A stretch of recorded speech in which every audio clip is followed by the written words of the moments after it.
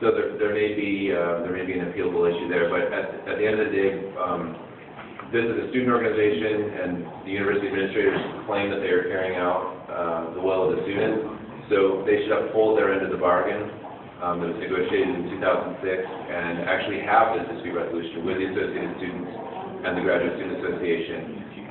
The judge found that that was a process that could have been invoked, and if the university wants to do the right thing, they should in fact go through that process, and let's have a real hearing before the Associated Students and the Graduate Student Association and determine what's in the best interest of the students and how students want their money to be spent. Where does it stand right now? Are they being forced to vacate the premises? I mean, as far as what the judge said and what that means, where does it stand right now? Yeah, so the status is that the judge can issue a written notice of decision. And she asked the university to draft that, and then it's going to be submitted to the judge. She's going to sign it, and then typically in unlawful detainer actions, there will be 5 days during which the tenant will have to evacuate from it. So once that's written, 5 days. It generally would be 5 days. How long does it take to get that drafted? Oh, that'll do it today. and then the judge will probably sign it today. So we could be looking at next week. Okay. And then what do you guys do if that's drafted? I mean, do you have any more recourse now? Well, like I said, we're calling on the university to actually engage in a process through the administrative process on campus, and let's have a real discussion with student organizations and interested parties, and sit down and really discuss the future of this space, which hasn't really been done in a proper manner.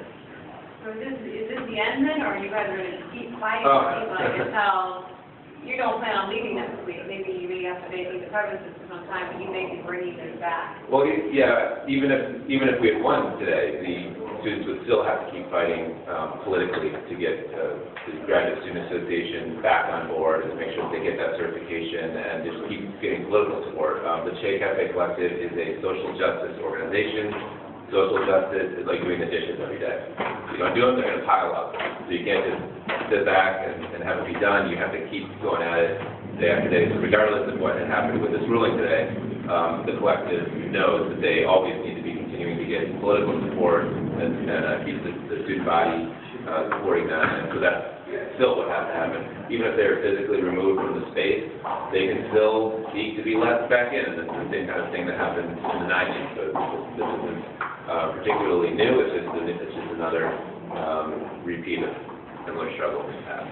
For people who support the Che Cafe, is there any reason for optimism today that, you guys will be back in that space 5 days from when that statement is issued? Oh, yeah. I mean, this is a rallying call now. If people folks who've been paying attention to this have probably thought, we've been here before, it's not going to happen. Well, it happened. A Superior Court judge has just granted an unlawful detainer judgment to the University of California, San Diego, and now it's time for folks to get really politically involved and to work to get the university to let them reclaim that space. As an attorney now, now that you're working with this group, is there a way that they're going to look at these legally writing documents? They don't have to keep doing this here? Well, so that was the purpose of the Master Space Agreement in 2006. The university, of course, looked at the clause in and said every 2 years they have to do this extension process, which the students didn't entirely understand how that was supposed to be invoked or what they were supposed to do. So right on, mid-May of 2008, the university sent a letter to them and said, boom, you didn't do this just right, so now you're on month to month. The judge didn't quite buy that. She said, yeah, it's month to month, but under the terms of the lease, every other provision of the lease still applies, just not the 2-year extension period, which has to be re-invoked every 2 years. So the Che was not under any kind of a 2-year repeating lease at this point. It was a temporary extension, a temporary holdover, but there are certain provisions that need to be followed. So to answer your question about a new agreement, that's actually what the students have been working on all along, and that's what they've been doing since 2008 when the first notice was sent out that it was time to renew, do some kind of extension. They've been trying to negotiate a new space agreement ever since then, and that's ultimately what would need to happen. And then you denied it, or? They just couldn't quite come to terms with the competing terms that the university wanted and that the collective wanted, as well as the other co-ops on campus are in the same boat. There's 3 other co-ops on campus, and they also are apparently on a month-to-month lease, and they're still trying to negotiate they're also under the same master space agreement, so. As far as your understanding is though, I mean, if it's been month to month since 2008, what was different about this month that made the university and the graduate students finally say, all right, we're terminating this lease? So the university says it was because of that vote that was taken by the Graduate Student Association. So that's, that's their story and they're sticking with it. But what did the graduate student, have you heard anything from the GSA about why they made that vote? We don't think that the current GSA would agree with that vote.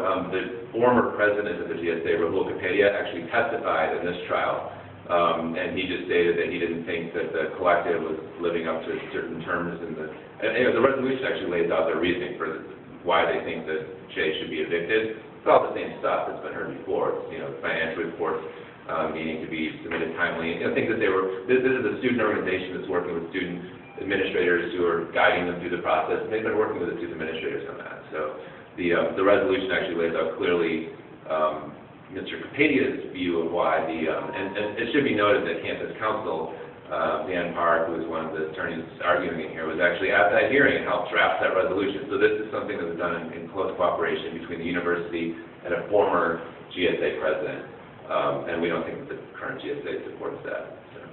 So one of the things that wasn't really a part of this trial at all, but it was early reporting of this whole thing, was that the Shea Cafe needs like $70,000 in repairs, and the university is saying they don't want to pay for that.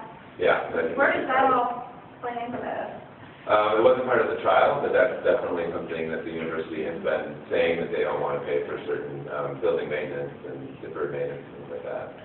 But this is a $2.5 billion university. We're talking about, $70,000 in repairs. So it's, all of their buildings need repairs from time to time. So it's not, it shouldn't be the end of the road because of that.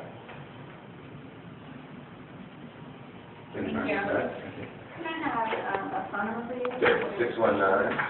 619-723-0369.